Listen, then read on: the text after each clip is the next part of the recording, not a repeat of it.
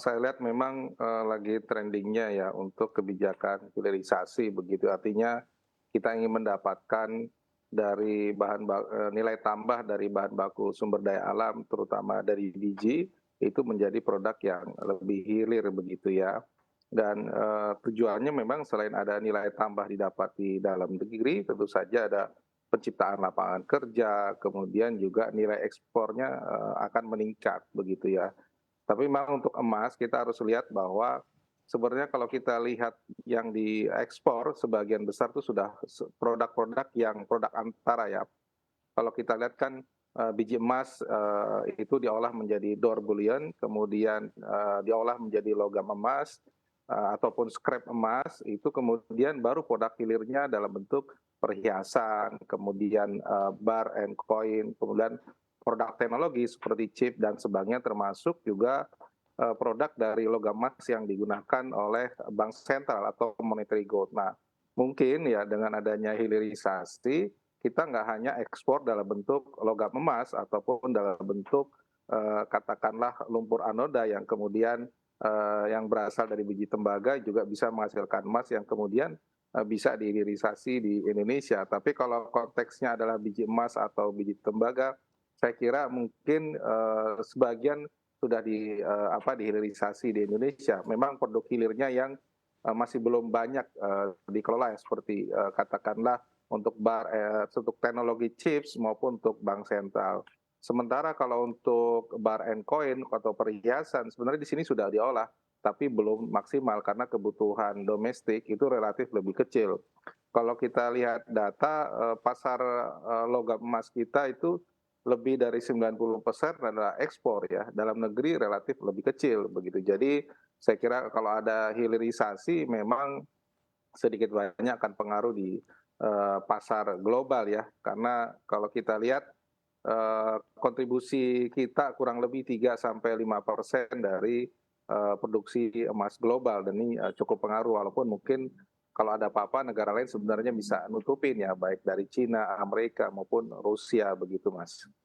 Oke baik, Mas Tauhid, ini kita masih bicara terkait hilirisasi dalam jangkauan yang lebih luas lagi di berbagai komoditas. Sebetulnya Anda mengamatinya urgensinya juga seberapa besar sih Mas? Andai kita lihat juga begitu ya secara smelternya yang mana juga belum siap 100%. Apakah memang ini juga dampak dari UU Cipta Kerja yang mana juga terkesan pemerintah sangat fokus sekali walaupun memang tujuannya hilirisasi ini memang cuannya lebih besar bahkan bisa membawa Indonesia menjadi negara maju. Bagaimana menurut Anda Mas Tauhid? Iya, saya kira, konteksnya hilirisasi kalau saya baca kemarin statement-nya dari Menteri, BKPM ya, ini konteksnya memang jangka panjang ya, 2040, 2045.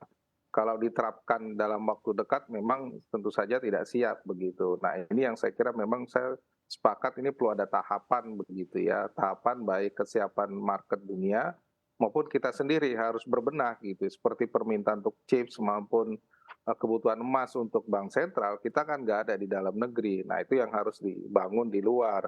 Tentu saja butuh investor dan, perlu ada kerjasama dan memang dimungkinkan dari dalam negeri begitu.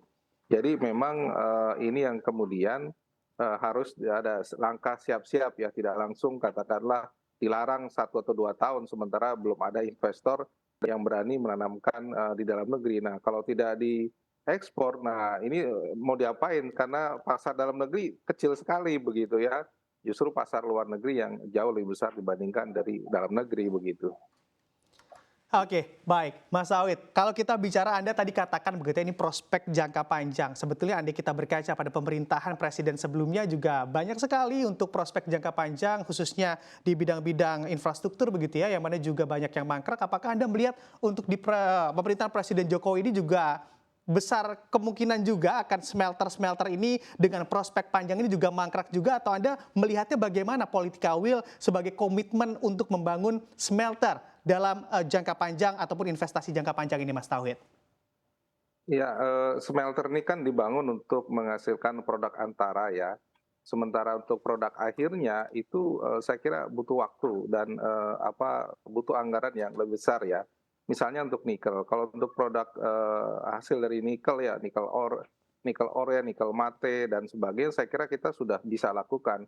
Tapi merubah untuk menjadi produk, semi akhir ya, katakanlah untuk, baterai, untuk EV maupun produk kendaraan listrik lainnya kita belum. Nah itu yang saya kira akan sangat tergantung dalam katakanlah kebijakan ini dilanjutkan atau tidak setelah masa Pak Presiden Jokowi begitu. Kalau ini selesai ya sudah kita hanya selesai sampai smelter ya, sementara produk katakanlah industri turunannya tidak dibangun sampai 2024, maka saya kira kita nggak akan tercapai kemajuan yang berarti begitu.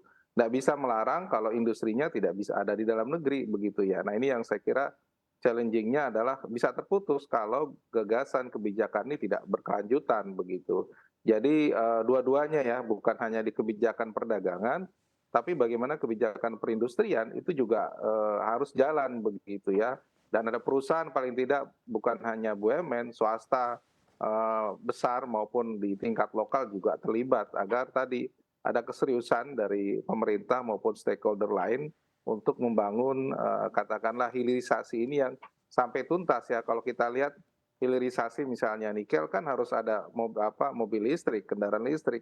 Kemudian ada yang terakhir ada waste manajemennya, termasuk mengolah baterai untuk digunakan kembali sehingga memang bisa bermanfaat di kemudian hari. Nah kita belum, tapi memang harus dimulai gitu ya. Sementara ada misalnya untuk kendaraan listrik yang untuk kendaraan roda 2 sudah dimulai ya, tapi baterainya belum. Kita masih impor, karena itu perlu ada jangan sampai selesai sampai 2024 ini, tapi harus dilanjutkan begitu. Oke, berarti sepakat begitu ya Mas Tauhid, bisa saja mangkrak apabila memang kebijakan ini tidak dilanjutkan oleh pemerintahan setelah pemerintahan Presiden Jokowi ini berakhir.